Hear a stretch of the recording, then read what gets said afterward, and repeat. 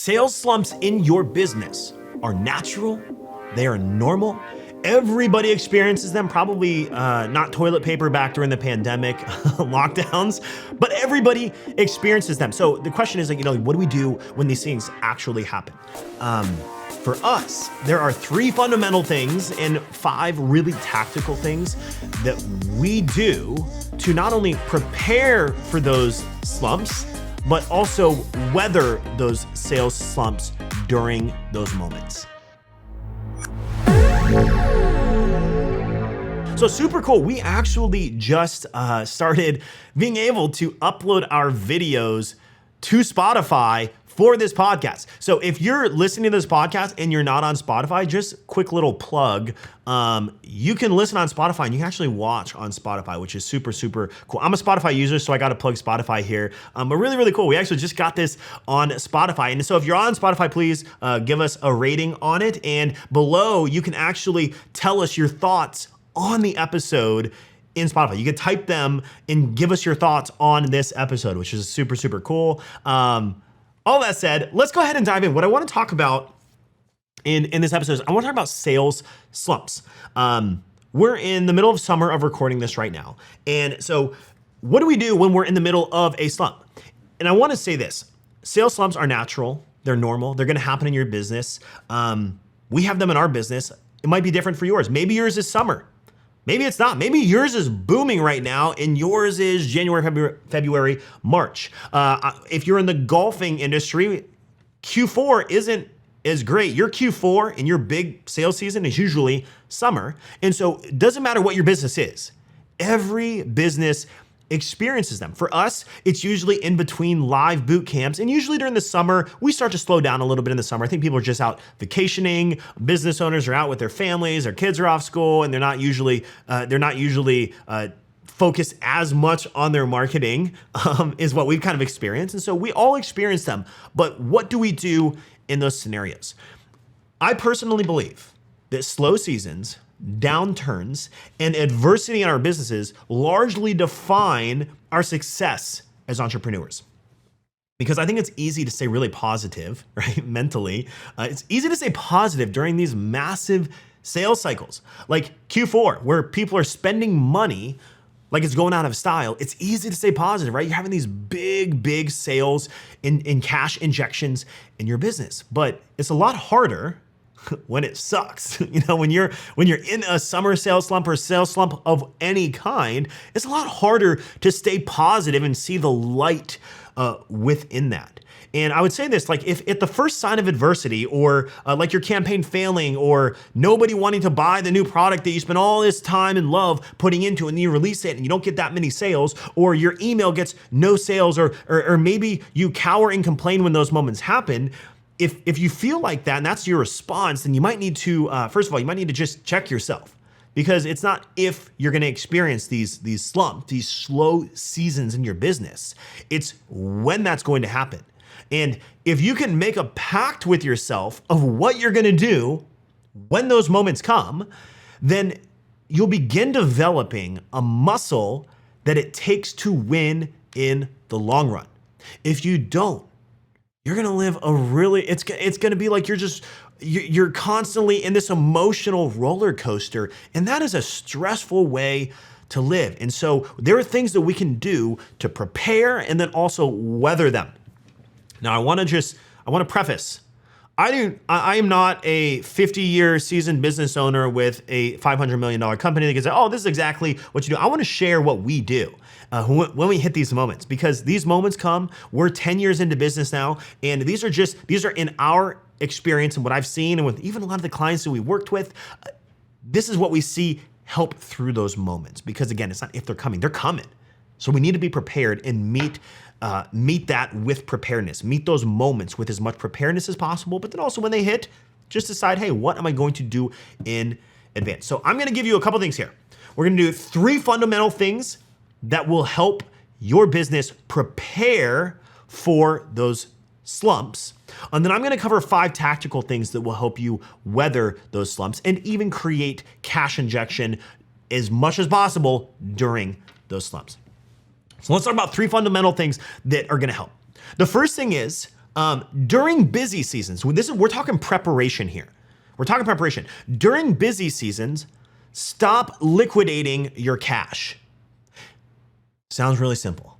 Stop liquidating your cash. If you come out of December into January, don't go on a hiring, buying, spending, investing spree. I'm giving you permission. Give yourself permission to sit on cash. There's that saying, right? Cash is king.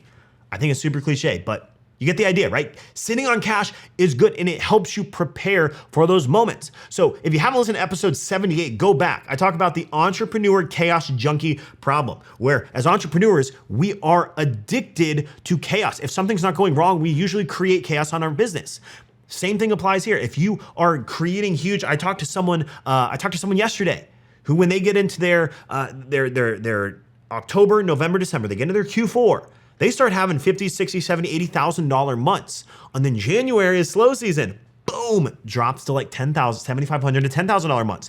So when you know that that's going to happen, don't get excited and in December go on this big hiring, buying, investing, spending spree, buying all kinds of software and tools, and we have all this cash, now we're gonna hire all these people, and now committing to an ongoing higher overhead. That is foolish. I had just to kind of drive this point home a little bit more, I was meeting with a client 2 days ago. We do a weekly one-on-one, and we're looking at the last 4 weeks. And he had told me, his ad spend had gone up. He even invested in another software 3 weeks ago. And I look back at the fourth week ago, and it was the largest week in revenue he had ever had. And so I said, well, it sounds like you just created a ton of chaos in your business because you got excited about having a good week. Did you listen to my podcast on the chaos junkie problem? And he's like, I did. And Josh, now I'm realizing I did exactly what you said I would do. I created chaos in my business. You get this cash injection and you just go liquidate your cash. So first and foremost, if you're gonna prepare, you need to stop liquidating your cash in those busy seasons because the slow is coming. When it's big, take advantage of that. Sit on cash. Cash gives you options. Okay, second thing that I recommend you do is you stop the Eeyore talk. If you're not familiar with Eeyore, Eeyore is the the donkey? The donkey in Winnie the Pooh that's always complaining, woe is me, the little guy can't win, Eeyore, hey, nobody's buying my products, it's summer, no, blah, blah, blah, blah, right? So stop being Eeyore. Here's the truth. Your competition is saying and experiencing the same thing. Because if an industry is usually in a slow season, it's usually applying across the entire industry. So the same amount of business is, but there's just less demand. Same supply, less demand. So it's a little bit more competitive. It's natural. And so if your competitors are saying that, it's a fair playing field. Now, how you respond to it, and we're gonna talk about that in a little bit, like during the moment, how do we weather that is another question, but stop the Eeyore talk. When you start getting in yourself and you start having this negative self-talk, you put yourself in a negative headspace every single day. And if you're starting your day with that, you're so less effective. If you have a team, your team sees that. If you're an Eeyore and you're complaining all the time about how whatever isn't working and how this isn't doing as well as it once did and the glory days we did, blah, blah, blah, you're setting a precedent for your team that is going to pull back the morale. And then if you don't show that you believe in the business and in your brand and in your vision and in your mission, regardless of the circumstances, your team is gonna follow suit. Remember this, you're playing the infinite game. If you're playing the infinite game, meaning you're not playing just for a short period of time. If you're playing to win, and it doesn't matter how long that takes, and if you say, I'm playing this forever, I'm not playing this until it gets hard, I'm playing this forever, then you won't lose. So number one, during those busy seasons, stop liquidating your cash. Number two, stop the Eeyore talk. And the third thing fundamentally is I want you to, and this is kind of counterintuitive, I want you to view these moments as a good thing. I'd ask you this, when was the last time that you were able to do some of the things that you know you need to do in your business? We all have this list, right? We all have this list. My list is as high as the sky of things that I'm like, oh, I want to work on this on our product. I want to work on this on our customer experience. Oh, I want to work on this on insert whatever that is. I want to build out these new dashboards with DataBox to really help our team visualize the data that we need. There are all these things that I want to do that I know are going to move our business forward. There are these rocks in our business, these big foundational pieces that we need to put in place. But we're always so busy, especially during busy seasons, taking care of operations, taking care of shipping, taking care of marketing, taking care of all of these day-to-day operations that we're in the business. We don't get to work on the business, right? We don't get to work on these big foundational pieces. And so if we can view these moments as a natural moment in cycle in your business, and then we start saying, well, this is a good thing because everyone's experiencing this. So what I could do is I could start shifting my mind from this is a bad thing to this is a good time for me to start building some of the foundation that's going to allow us to just level up and scale on a different level once we get out of this season. So by the next busy season, we now have a new ceiling that we broke through from a revenue standpoint. I remember a few years ago, we were so busy. We were so busy. We had so many calls. I was in like 6 hours of meetings a day. Now I'm not saying this is always a good thing. Sometimes there are meetings for just meeting's sake, which is not a good thing. But I remember complaining to my wife, Kelsey, and I was like, oh, I have 6 hours of meetings with clients and customers today and our team. And I have to be in a meeting at 8 a.m., 9 a.m., 10 a.m., 11 a.m. I get a lunch, 1, 2, and I'm just complaining. And it's the first thing, we're starting out the day. And that was my mindset, my headspace going into the day. And I remember my wife, Kelsey, looked at me and she's saying, well, why don't you stop saying I have to and then start saying I get to? And I felt like an idiot. I was like, that's so true. Like I have to go do these meetings. I have to do this with our customers. No, I get to. I get to insert whatever. So instead of saying like, oh, business is slow, I have to do I have to get our sales up, and yes, while we still want to do that, absolutely. But the reality is like, hey, I get to work on this that I never get to work on, to build a new layer of foundation to change our trajectory that will stabilize us as a business for the long run that I never get to work on. So just change the perspective, move from complaining to action. All right, 3 things. Stop liquidating cash, stop the Eeyore talk, and view them as a good thing, as a moment in time for you to make new, stronger foundation for your business. Now let's dive into some tactical things. How do we create cash injection? How do we capitalize on these moments to move our business forward? Because again, it's not if they come, it's when they come. And when they're coming, we got to take advantage of this. I'm going to talk about what I would do right off the bat to start creating some cash injection. First thing I'm going to do is I'm going to run a promo cycle every 4 to 6 weeks. So if you experience a summer slump, like it's multiple months, like usually slow seasons can last a couple months. If you have a cyclically slow season, run what I call promo cycles every 4 to 6 weeks. 4 weeks is a little bit more aggressive. That's great. Go ahead and do it. If it's a 3 month, like June, July, August, great. Go ahead and run every 4 weeks. So once a month, run a promo cycle. Now, I'm not going to dive deep into promo cycles. We have some podcast episodes on promo cycles and leveraging email. But essentially what a promo cycle is it is a planned promotion that you do to your email list, you can do it to your social, and that you're gonna run for usually a 24 to 72 hour period of time.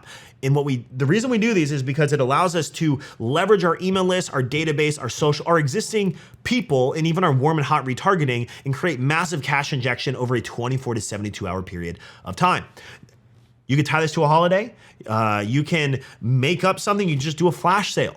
Whatever that is, if you're releasing a new product, great, tie it in with a new product release. But we usually like to do site-wide or collection-wide promotions every 4 to 6 weeks. This is gonna allow us to really extract from our list, pool non-buyers, and take non-buyers and move them into the buyer pool, create cash injection in our business. This is the first thing I'm gonna do, because if you have a list, you have a database of customers, you have a social media audience, this is something that you don't have to leverage ad spend. You can add ads if you want to, but you don't have to. And so it allows us to go on the offense without having to put more ad spend into it. So we can go on the offense in creating revenue without necessarily adding expense of ad spend on top of that. So first thing I'm gonna tactically do is I'm gonna run promo cycles every 4 to 6 weeks. Create that cash injection because you need it to sustain your business.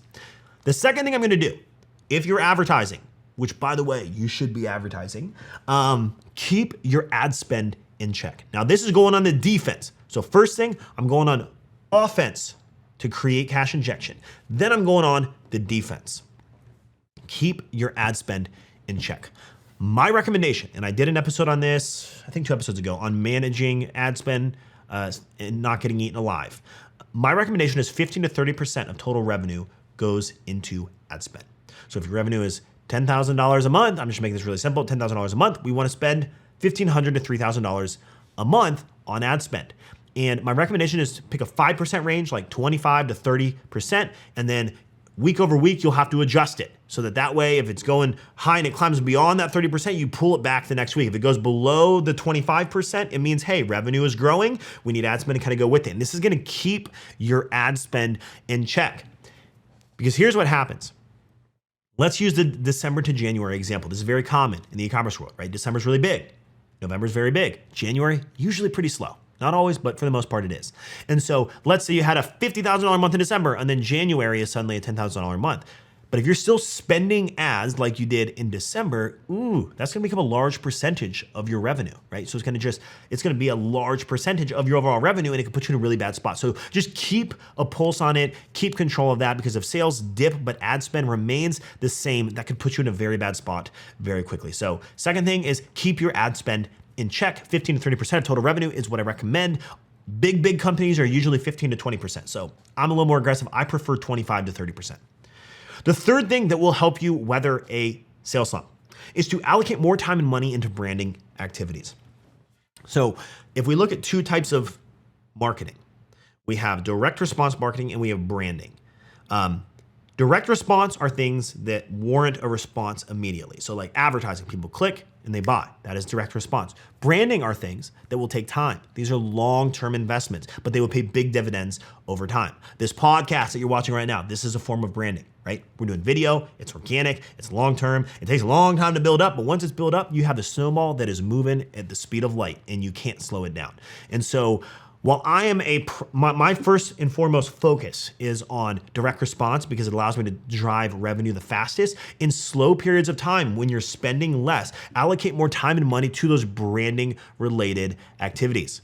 If you're posting at all on social or not at all, consider posting. If you're posting some already, consider posting some more. Start leaning in and saying, how can we improve maybe our organic strategy? How can we lean into maybe some SEO? How can we maybe create some content for our ads? But start to lean in and spend more time allocated to branding activities. So when you come out of that slow season, you've now leveled up your audience, your follower base, your engagements over in the branding side of things. And so it's just gonna make everything that much more powerful moving forward. You've created a new floor in your business by slowly moving the branding snowball a little bit more during those slow periods of time, which usually the cost is gonna be your time and not necessarily as much like ad spend. So third thing, allocate more time and money to branding activities. Now the fourth thing is to develop and source new products. I got a text last night from Allison, who's in our Max Profits mentorship, and she's in a slow season for her. Summer is pretty slow. She prepares Q4 and Q1 are actually her really busy season for her brand Pacific Hound, sells dog scarves and dog collars and things for dogs. Well, Allison, during this slow season, has spent time with manufacturers in developing a new dog collar that is like subpar to none with material that was only first like used 6 months ago. So she's creating dog collars, different types of things that she's gonna do with her dog scarves they're involving different patches. And I get a text from her. We talked earlier that afternoon, and by evening I had a text from her that she had already coordinated with her manufacturers and her suppliers to get what she needed, and she's moving in, she's diving deep into a lot of product development. It's a great thing to do during slow periods of time. Let's focus on the product development or sourcing new products. And the fifth and final thing I'm gonna close with is this: focus on rocks.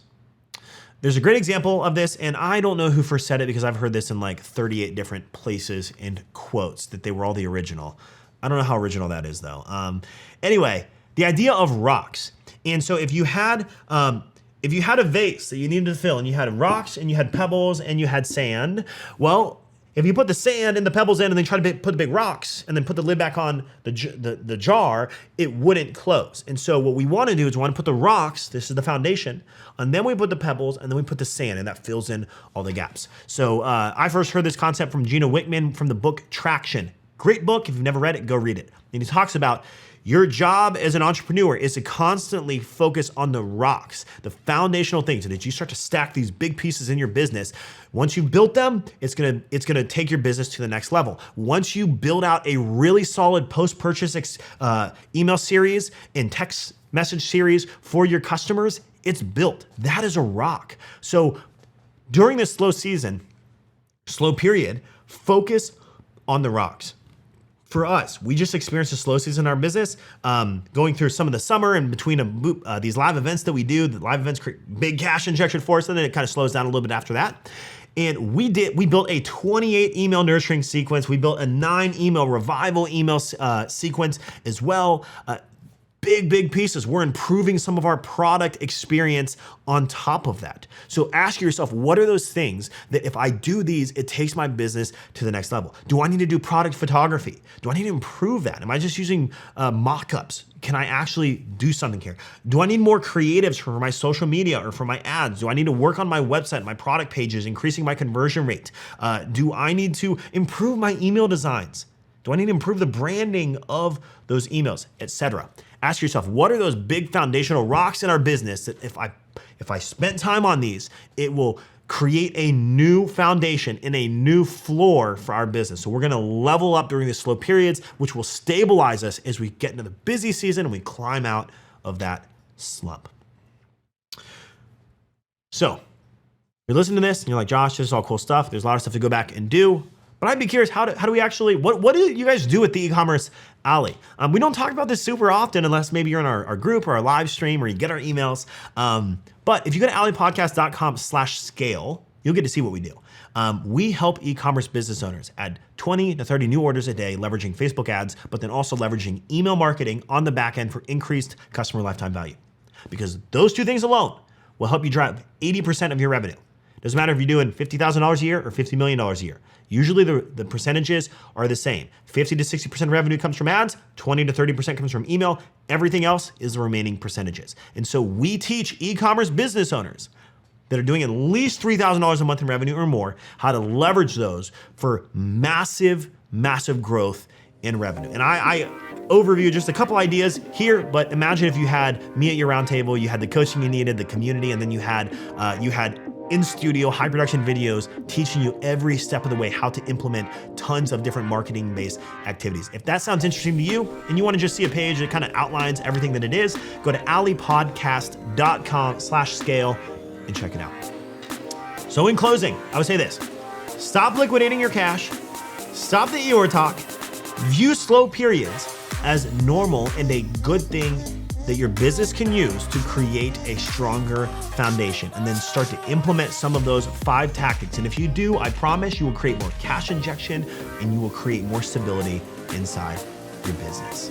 This podcast was produced by Dylan Counts. If you're not part of the Ecommerce Alley Facebook group, it's free. We go live streaming every single Thursday, and there's tons of content and additional resources in there. Go to alleypodcast.com/group. It's absolutely free. Go join it, and we'll see you in the next episode.